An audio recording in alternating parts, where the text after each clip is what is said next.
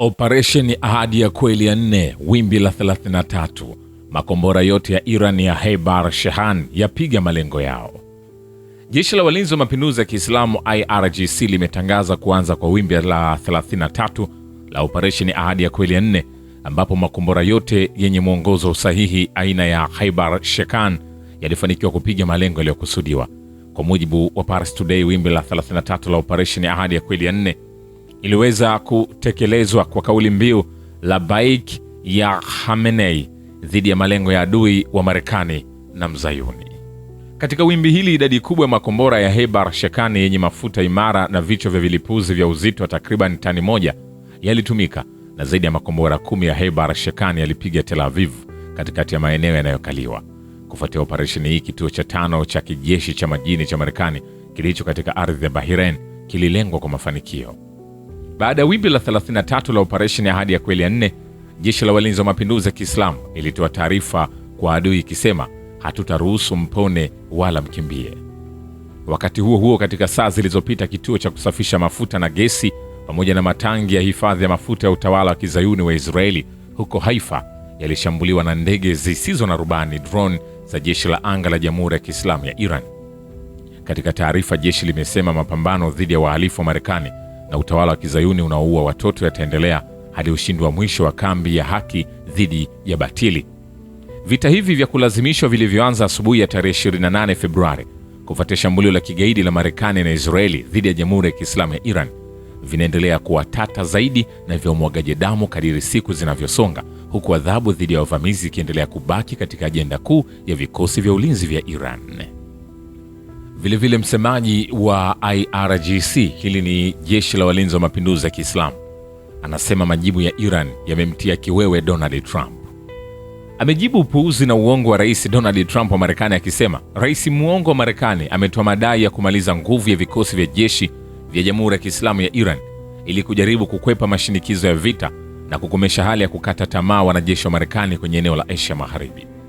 Kamanda Al-Nain ameongeza kuwa baada ya kushindwa kuaibu vitani, mhalifu Trump anatumia ujanja na udanganyifu ili kutengeneza mafanikio katika medani ya vita na kuhadaa maoni ya umma na kuepuka mashinikizo ya kisaikolojia. Hatujaona chochote ila uongo kutoka kwa Trump. Msemaji wa IRGC amesema Rais wa Marekani amedai kwamba meli za kibiashara na kijeshi zipo na zinavuka kirahisi kwenye eneo la Asia Magharibi kupitia mlango bahari wa Hormuz, ili hali meli na ndege zote za kivita za Marekani zimekimbia eneo hilo na kwenda umbali wa zaidi ya kilomita 1000 ili kujilinda kutokana na makombora na ndege zisizo na rubani zenye nguvu kubwa za Iran. Amesema wanajeshi waoga wa jeshi la wanamaji la Trump wamekimbilia umbali wa zaidi ya kilomita 1000 baada tu ya kurushwa makombora 4 kwenye meli ya kivita ya USS Abraham Lincoln.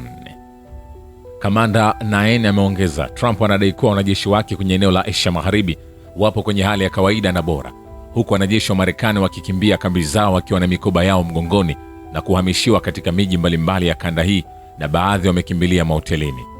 Amesema kwa upande wa Israeli, wanajeshi wa utawala huo wamejificha miongoni mwa wananchi na vituo vya kiraia wakitengeneza ngao za kibinadamu kwa ajili ya kubakia hai.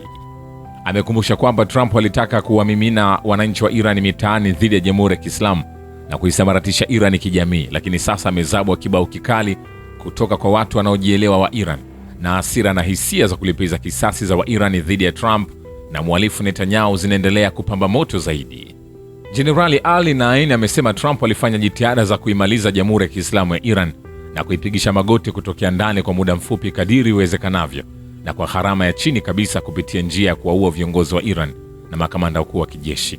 Hata hivyo, uteuzi imara wa kiongozi mkuu wa Iran na usimamizi mzuri wa vita wa makamanda wa jeshi umemtia kiwewe na kumkatisha tamaa na kuwafanya washirika wake wakose matumaini kuhusu uwezekano wa kuanguka Jamhuri ya Kiislamu. Vilevile, Rais wa Jamhuri ya Kiislamu ya Iran amesema kwamba juhudi za wale walioanzisha uchokozi dhidi ya Iran zimekuwa zikilenga kupandikiza mifarakano kati ya mataifa jirani.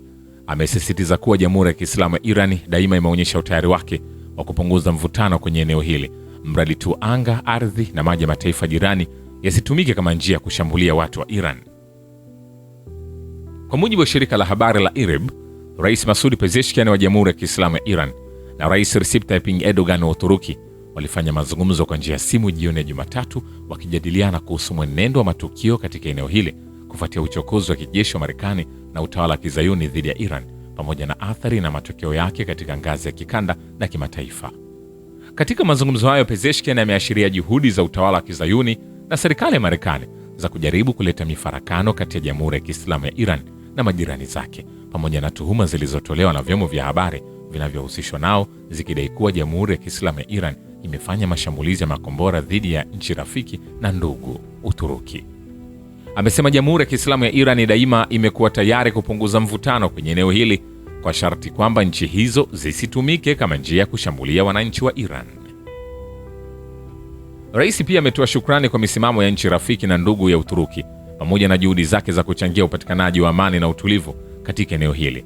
Aidha, ameishukuru serikali ya Uturuki kwa kutuma salamu za rambirambi kufuatia kuuawa shahidi kwa kiongozi muadhamu mwenye heshima kubwa pamoja na idadi ya raia wasio na hatia. Ameongeza kuwa Jamhuri ya Kiislamu ya Iran iko tayari kuondoa sintofahamu kuhusu madai ya mashambulizi ya makombora dhidi ya Uturuki, kuunda timu ya pamoja ya uchunguzi itakayopitia madai yanayotolewa na nchi na tawala zilizo na uhasama na Iran ili kuhakikisha kuwa daima uhusiano wa nchi hizi mbili rafiki na ndugu hauathiriwi na propaganda za vyombo vya habari. Rais wa Uturuki Recep Tayyip Erdogan katika mazungumzo hayo ya simu ametoa tena salamu za pole kufuatia kuuawa shahidi kwa kiongozi muadhamu wa mapinduzi. Aidha, amebainisha masikitiko na rambirambi zake kwa kuuawa kwa idadi kubwa ya raia wasio na hatia, hususan watoto wasio na ulinzi wa shule ya Minab. Rais wa Uturuki pia amemtakia mafanikio ya Ayatollah Mojtaba Khamenei kama kiongozi mpya wa Jamhuri ya Kiislamu ya Iran. Akiashiria kuendelea kwa juhudi za serikali ya Uturuki za kupunguza mvutano kwenye eneo hili, Erdogan amesisitiza, tumekuwa tukitangaza katika kila fursa kwamba kuingilia mambo ya ndani ya Iran hakukubaliki, na kuongezeka kwa mvutano kati ya nchi za eneo hili hakunufaishi maslahi ya majirani wala maslahi ya muda mrefu ya Iran. Rais wa Uturuki ameongeza kuwa hatufikiri kamwe kukabiliana na Iran kwa namna yoyote ile. Tunaelewa hali ngumu inayoikabili Iran na tuko tayari kadiri inavyowezekana kwa uwezo wa serikali ya Uturuki kushiriki kwenye juhudi za kupunguza mvutano katika eneo hili. Vile, msemaji wa Wizara ya Mambo ya Nje ya Iran ameashiria hatua za uchokozi za Marekani katika sehemu mbalimbali za dunia, ikiwa ni pamoja na shambulio dhidi ya Iran, na kusema kuwa hatua zote kama hizo zinatokana na tamaa ya Marekani ya kudhibiti na kupora rasilimali za nishati na kushindana na China. Esmail Bagei ameandika kwenye ujumbe kwenye jukwaa la kijamii la X, zamani Twitter, akishiriki kiungo cha makala iliyochapishwa na msemaji wa ikulu ya White House ambayo inaeleza kwa kina sababu kuu ya uchokozi wa kijeshi wa Marekani dhidi ya Iran, yaani jitihada za kudhibiti rasilimali za mafuta za Iran. Amesema makala hii inaeleza wazi kwamba lengo kuu la uchokozi wa kijeshi wa Marekani na Israeli dhidi ya Iran ni kupata udhibiti wa akiba za mafuta za Iran ambazo zinachukuliwa kuwa kipande cha mwisho cha fumbo katika mkakati mpana wa kutawala usambazaji wa nishati duniani.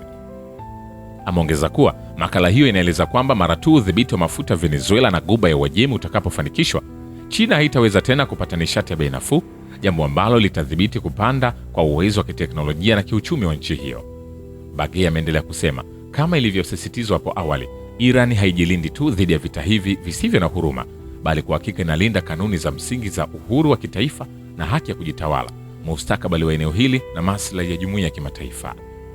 Ameongeza kuwa hili ni suala la kweli la kimataifa linalohusiana na dhana za msingi kama vile uhuru, mamlaka ya kitaifa, kuheshimu kanuni za kimataifa na upatikanaji wa haki wa rasilimali za nishati. Nini hasa ambacho kitaendelea? Shukran kwa Baba Ukivita na Historia ya Dunia. Mimi ni Richard Shio, The Rich Voice. Ni follow Instagram na TikTok kama Rich Voice Official. Asante.